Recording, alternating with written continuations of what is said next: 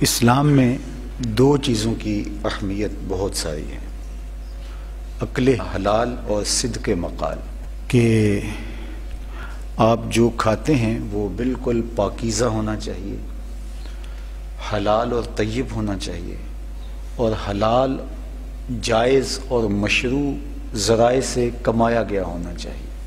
ایک تو یہ ہے کہ وہ نفس الامر میں حلال ہو، اور دوسرا یہ ہے کہ وہ حاصل بھی ذریعہ حلال سے کیا گیا ہو۔ مرغی حلال ہے، طیب ہے، لیکن اگر چوری کی ہو تو نفس الامر میں تو وہ حلال ہے اگر ذبح کر کے کھائی گئی، لیکن وہ ذریعہ حرام کی وجہ سے وہ وہی چیز پیدا کرے گی اندر جا کے جو اثرات ایک حرام چیز پیدا کرتی ہے۔ اس لیے اسلام نے ان چیزوں کو بہت زور کے ساتھ بیان کیا کہ ایک تو عقل حلال ہو، اور دوسرا یہ ہے کہ صدق مقال ہو، آپ جو بول رہے ہیں اس میں آپ سراسر سچ بول رہے ہیں۔ حضور علیہ السلام سے پوچھا گیا کہ مومن بزدل ہو سکتا ہے؟ فرمایا نہیں، بہادر ہوتا ہے، لیکن ہو سکتا ہے کبھی وہ بزدلی بھی کرے، آخر بشر ہی تو ہے۔ پھر پوچھا گیا کہ مومن بخل کر سکتا ہے؟ تو فرمایا نہیں، مومن سخی ہوتا ہے، لیکن ہو سکتا ہے کبھی اس سے بخل بھی ہو جائے، بشری تقاضے بھی تو جڑے ہوئے انسان کے ساتھ۔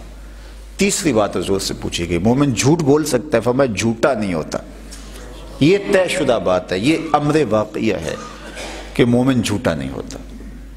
میں اور آپ دیکھیں کہ ہماری زندگی کے ساتھ کہیں جھوٹ تو نہیں جڑا ہوا؟ سویر سے شام تک اپنے آپ پہ اور اپنے معاملات زندگی پہ غور کریں کہ ہم کہیں جھوٹ کے ساتھ تو نہیں جڑے، اور جھوٹ ہمارے ساتھ تو نہیں جڑا ہوا۔ صحیح حدیث میں آتا ہے جب کوئی شخص جھوٹ بولتا ہے اس کے منہ سے بدبو نکلتی، جس کو عام لوگ تو نہیں سونگھ پاتے، لیکن اللہ کے رحمت کے فرشتے سونگھتے ہیں، اور وہ اس سے ایک میل پیچھے ہٹ جاتے ہیں۔ پھر جھوٹ بولتا ہے، پھر میل پیچھے ہٹ جاتے ہیں، پھر جھوٹ بولتا ہے، فرشتے پیچھے ہٹتے چلے جاتے ہیں۔ اب جو بندہ سویر سے لے کر شام تک جھوٹ جھوٹ جھوٹ، کاروبار میں جھوٹ، گھر میں جھوٹ، بلکہ دلیلیں دیتے ہیں آج لوگ، جھوٹ کے بغیر کاروبار ہی نہیں چلتا۔ حضرت آپ کس زمانے کی بات کر رہے ہیں؟ جھوٹ کے بغیر تو بندہ آج چل ہی نہیں سکتا۔ جھوٹ لازمہ حیات بن گیا ہے، جزو لا ینفک ہے زندگی کا۔ تو جب بندہ جھوٹ بولتا ہے تو منہ سے بدبو نکلتی ہے، رحمت کے فرشتے دور ہٹ جاتے ہیں، صحیح حدیث میں آتا ہے۔ اچھا، جب رحمت کے فرشتے گھر میں بھی نہ رہے، دکان پہ بھی نہ رہے، اپنے پاس بھی نہ رہے، تو پھر مجھے بتائیے تو نحوستیں تو ہوں گی نا؟ تو پھر ہم کہتے ہیں کسی نے تعویذ ڈال دیا، ہم کہتے ہیں سایہ ہو گیا، کسی نے جادو کر دیا، پھر دوڑتے ہیں بابوں کے پاس، اور وہ تو بیٹھے ہی دکان لگا کے اس لیے ہوتے ہیں کہ کوئی آئے گاہک اور اس کو مزید ذوف الاعتقادی میں مبتلا کرے۔ وہ کہتے تو ویلے سر آ گیا، اگر نہ آتا نا 2 دن اور تو یہ تعویذ چل جانے تھے۔ اب پھر ہر اتوار کو جو ہے وہ اس کے ہاں جا کے چوکی بھرنی پڑتی ہے، اور ان کے ڈیرے دیکھو کتنے آباد ہیں۔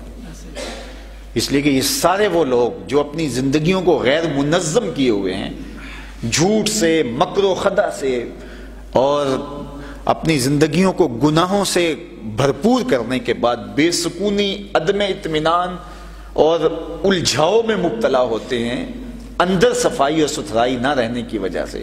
اور وہ سمجھتے ہیں کہ ہمارے خاندان میں، ہر خاندان کے اندر ایک مرد یا ایک عورت ایسا ہوتا ہے جس کے بارے میں سارے طے کر لیتے ہیں کہ یہ منحوس ہے، گھر میں چکر کاٹ جائے تو یہ ہو جاتا ہے، یہ جو ہے وہ تعویذ کروانے والا ہے، یہ جادو کرنے والا ہے، اور پھر ہم بھاگے رہتے ہیں۔ تو جادو ہم نے خود کیا اپنے اوپر، جھوٹ کا، مکر و خدا کا، فریب کا، اور بدکاریوں کے جھوٹ ہم خود اپنے جو ہے وہ آس پاس رکھیں۔ ہماری زندگی میں طمانینت اور سکون نام کی چیز پھر آ ہی نہیں سکتی۔ تو صدق مقال اور رزق حلال یہ زندگی کے جزو لا ینفک ہیں، جس سے زندگی طمانینت کا نور پاتی ہے۔ ہم مری ہوئی مرغی تو نہیں لیتے کہ یہ حرام ہو گئی ہے، لیکن چوری شدہ لے لیتے ہیں۔ وہ ایک دفعہ وہ کہیں ناکہ لگا کے لوگوں سے پیسے لے رہے تھے، تو بڑی عید کا موقع تھا، تو وہ کہہ رہے تھے کہ ہمیں بھی عیدی دیتے جاؤ، ہم نے بھی تو قربانی کرنی ہے۔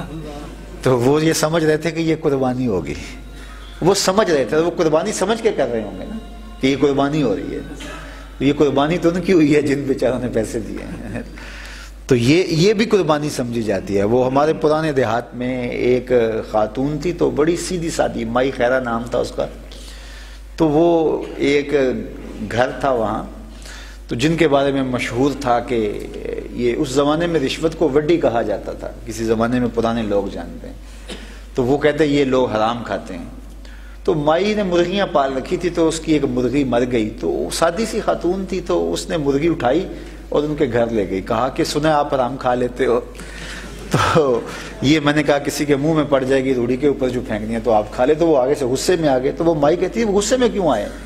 میں تو یہ سنا تھا کہ وہ حرام کھا لیتے ہیں۔ تو لوگوں نے کہا نہیں، اس طرح کا حرام نہیں کھاتے، وہ اور طرح کا حرام کھاتے ہیں۔ تو یہ ہمارے اپنے طے کردہ اصول ہیں کہ ہم کس طرح کا حرام کھاتے ہیں۔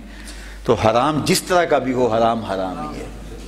تو عقل حلال اور صدق مقال، اگر زندگی میں دو آ جائیں چیزیں تو زندگی زندگی بن جاتی ہے، ورنہ زندگی سوائے بے چینی، اضطراب کے اور کچھ نہیں۔ اللہ کی امانت ہے یہ زندگی، اس کو سکون کے ساتھ، طمانیت کے ساتھ، صالحیت کے ساتھ اچھے انداز سے بسر کریں گے تو اللہ بھی راضی، اس کا رسول بھی راضی، اور ہم خود بھی طمانیت کے نور سے مالا مال ہوں گے۔